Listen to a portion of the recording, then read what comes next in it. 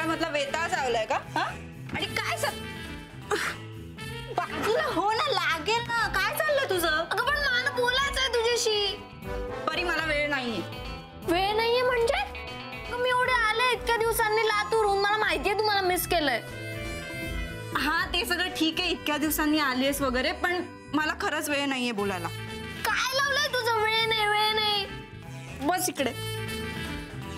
तुला माहितीये का, वेळ हीच एक गोष्ट खूप महत्वाची असते, जी प्रत्येकाच्या हातात असते. आणि एकदा का वेळ निघून गेली की कोणी काहीच करू शकत नाही. म्हणजे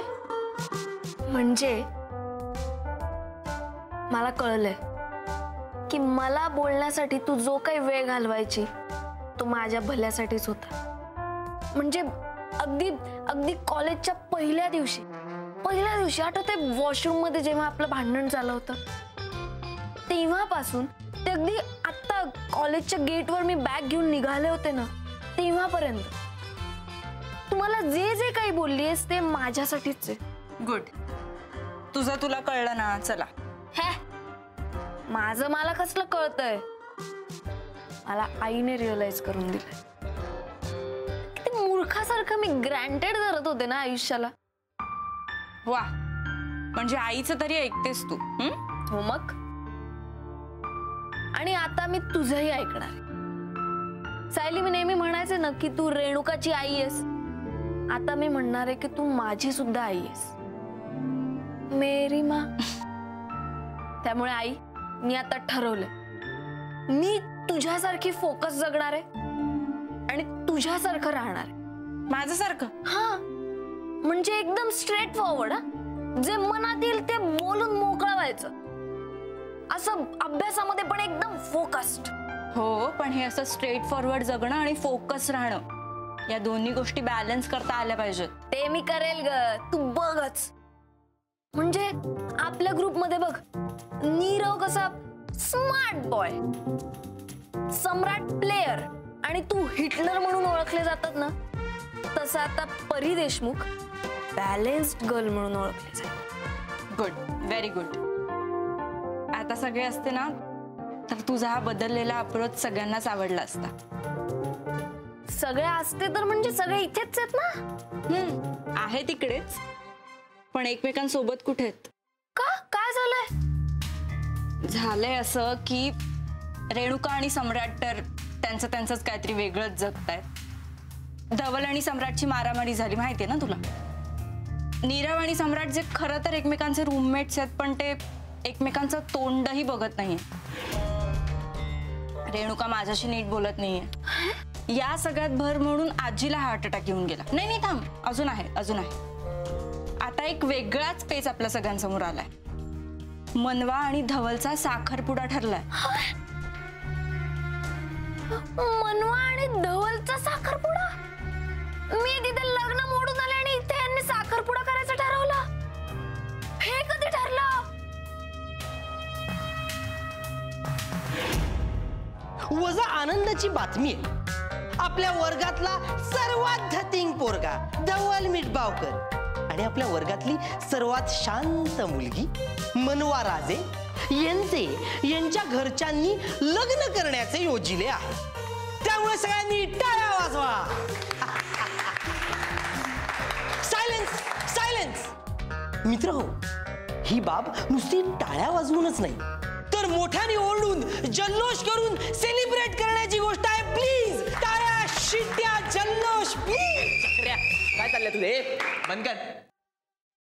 नीरव, काय म्हणजे? हा, आपल्या नवीन दाम्पत्याच्या स्वागताची तयारी करायला नको? Please please.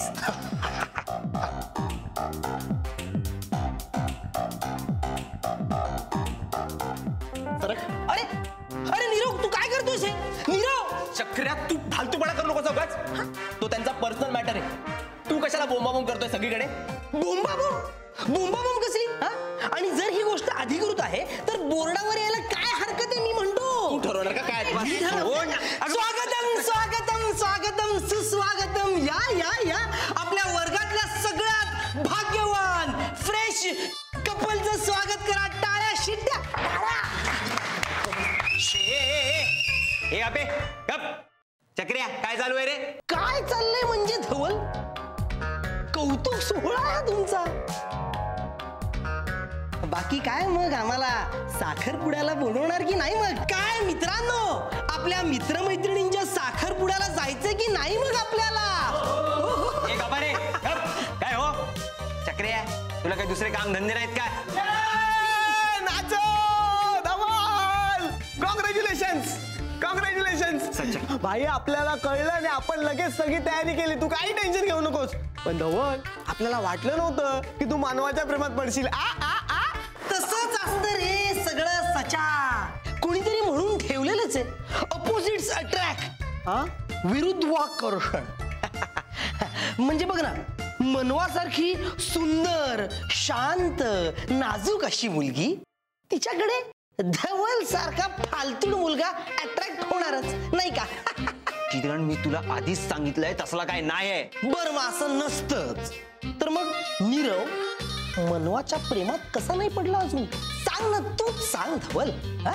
ए चक्र्या, तुला कोणी सांगितलं नसतं त्या भानगडीत पडायला? भानगडी वगैरे मी करत नसतो, यांनी केल्यात भानगडी. विचार यालाच. काय रे धवल, सांग बरं याला काहीतरी. गप बसतोय का देऊ बाहेराला आपा? बघ ना, उगाच कशाला कोणाला चिडवायचं? त्याला समजावा, आधीच सांगतोय. धवल, हा घ्या, मी तुमच्यासाठी ताज्या गुलाबांचा बुके आणलाय. तू बुके आणलाय? आता माझ्या हातचे बुके खा. अरे मारते कशाला? मी काय केलंय? अरे मी काय केलंय? माझी काय चूक आहे? अरे तुला रोज नको तर दुसरा आणतो तुला.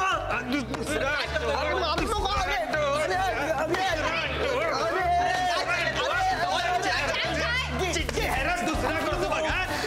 चेहरा दुसरा करतो. आता वैतागून काय फायदा आहे? आधीच सांगितलं असतंस ना तर हे सगळं टाळता आलं असतं. म्हणवा मी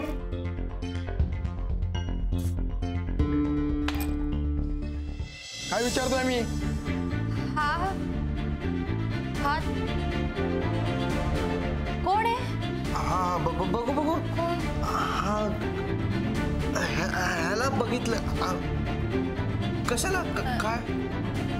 आमच्या कॉलेजला शिकतो का? तुम्ही मला प्रश्न विचारू नका, मी विचारलेल्या प्रश्नांची उत्तरे द्या. ओळखता की नाही? नाही हो, कधी पाहिलेलं नाही. कधीच नाही पाहिलं आम्ही. हो, मग असं काम का फुटलंय?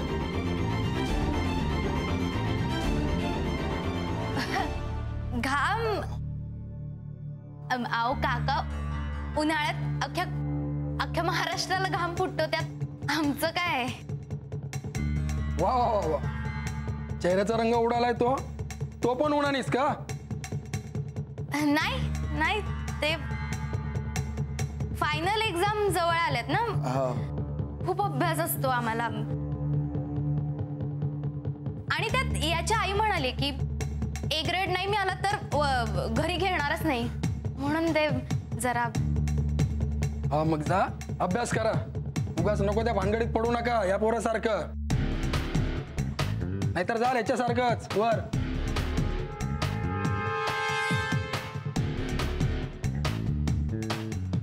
का मिळालाय का? मग मग साहेब कशाला शोधताय मग याला? याला नाही शोधत मी, याला मारणाऱ्यांना शोधतोय.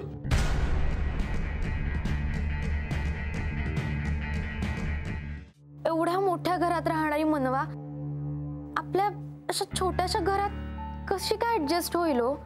मी काय त्याच्या एवढा मोठा घर विकत घेऊ शकायचं नाही, पण माझा लालबागचा घर आणि दुकान विकून मी काहीतरी डोंबिवली वगैरे 2-3 खोल्यांचा घर विकत घेईन. मा काय? बघ तुमच्या एका खोटं बोलण्यामुळे ना आजी सगळं विकायला निघाली आणि उद्या तिला सगळं काय खरं कळलं. नाही, तसं काही होणार नाही, कारण मी सज्जींना खरं काय ते सांगून टाकणार.